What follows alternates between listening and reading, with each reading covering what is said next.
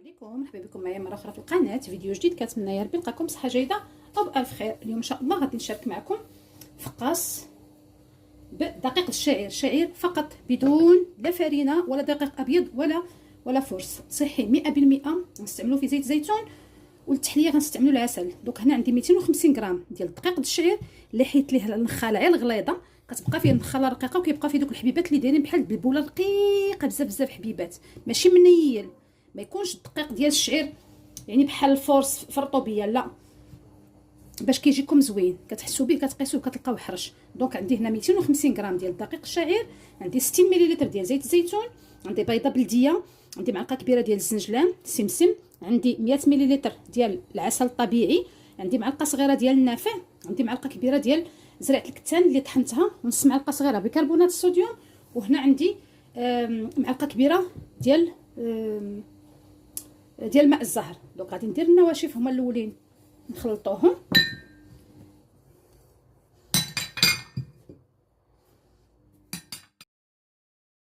النواشف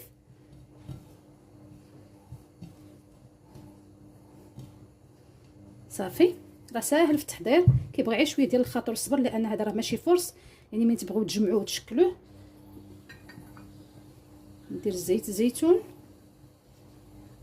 تقدروا تستعملوا على فكره الزبده الحيوانيه، ما كاين حتى مشكل. نديرها هنا عاد باش ما نطيحوش في شي كارثه.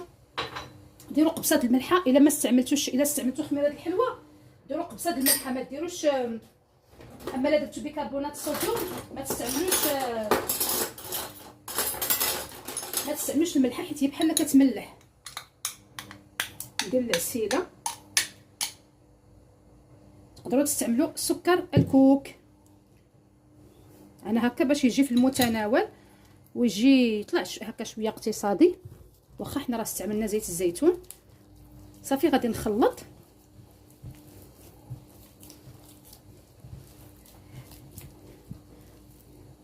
وغادي نجمعو بشويه د الماء الا كان محتاجه ان الماء، حيت غندير معلقه كبيره ديال الزهر. روائح يا سلام. دونك غادي ندير شويه، تقريبا واحد المعلقه كبيره د الماء، وبشويه بشويه حتى نحصل على لا تيكستور ديال كما كتعرفوا ديال الفقاس. وهذا راه يعني ماشي فقاس بحال الفقاس ديال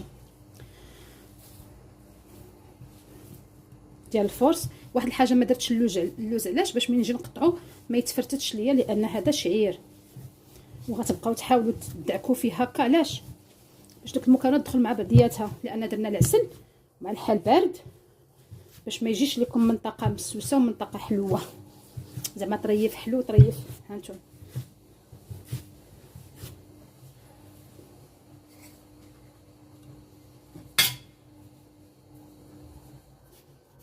شتو راه كيتشكل لكم، ما عندكش مشكل. غنزيد فيه شويه الماء لانه جاني شويه قاصح.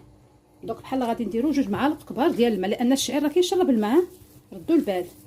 وملي غتبغيو طيبوه غادي ديروه في الفران، غديروه في الفران ما يكونش سخون، غديروه على بحال ملي كنبغيو نطيبوا الفقاس العادي. ما تشعلوش الفران قبل، الا شعلتوا الفران قبل غادي يبقى لكم داكشي معجن من داخل، حتى كيتسهض ويطيب لينا من برا، يتجمع وداكشي، وكنحيدوه بحال الطياب ديال الفقاس.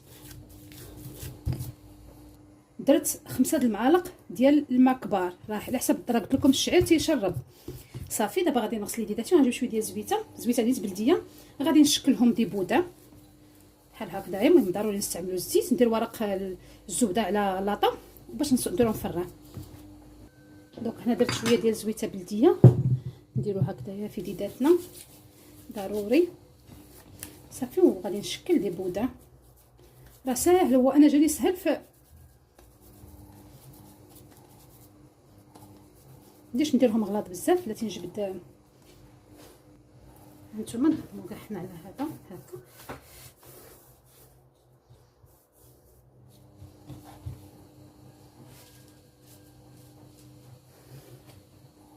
دونك فوالا، بعد ما شكلناه قلت لكم غندخلوه في الفران اللي هو بارد، ما تكونش حراره مرتفعه.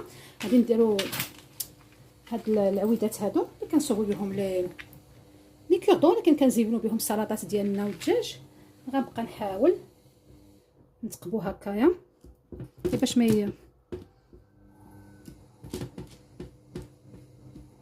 يتفرقعش لينا.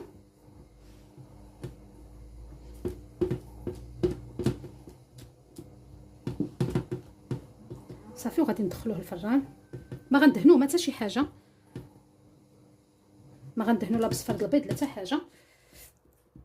ديجا كما شفتوا حنا استعملنا بيضه بلديه، يعني فقاس اللي هو صحي بامتياز، فقاس السعاده،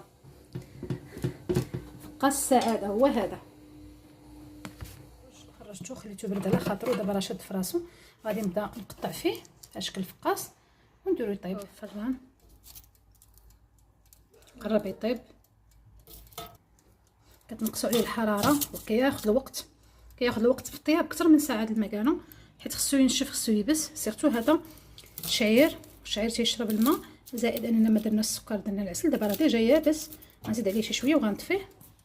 وانتم على حسب الفران ديالكم، انا مره كنشعل لتحت مره كنشعل الفوق، شويه غنطفيه ان شاء الله ونتلاقى باش نشوفوا الشكل النهائي. من برد درتو هنا في هذا البوكال هذا كتشوفوا. حيد لكم الضو، هو هذا راه ما دهناه لا بيض لا والو، ما درناش فيه اللوز كما قلت لكم، لان درتو اللوز غادي ملي تجيو تقطعوه غيبدا يتفرزت لكم ويتقرد. الشعير تيبغي الخاطر حتى هوايا، وسيرتو بحال هكا في الحلويات حيت كيتفرتت. فكنتمنى الاقتراح ديالو من الاعجاب ديالكم. هاد الفقاقسات هادو ولا هاد الفقاس هذا صحي 100% كما شفتوا، مكونات صحيه، زيت زيتون، عسل، دقيق شعير، غني بالالياف الغذائيه.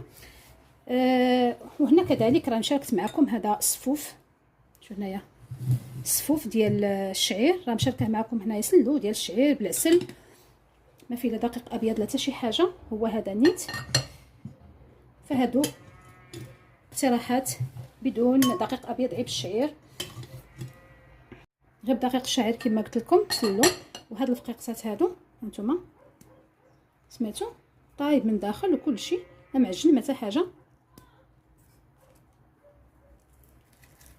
هانتوما الا درتو الزبده غيجيكم كروستيون اكثر. الا درتو الزبده، انا استعملت زيت زيتون، ممكن تستعملوا زبده. وبالنسبه للحلاوه ممكن تستعملوا سكر الكوك. دونك كنتمنى الفيديو ينال الاعجاب ديالكم. نتلاقاو ان شاء الله في فيديو جديده ان شاء الله. ما تنساونيش من اللايك وبارطاجي الفيديو مع الاصدقاء والاحباب باش هكا تعمل فائده. السلام عليكم.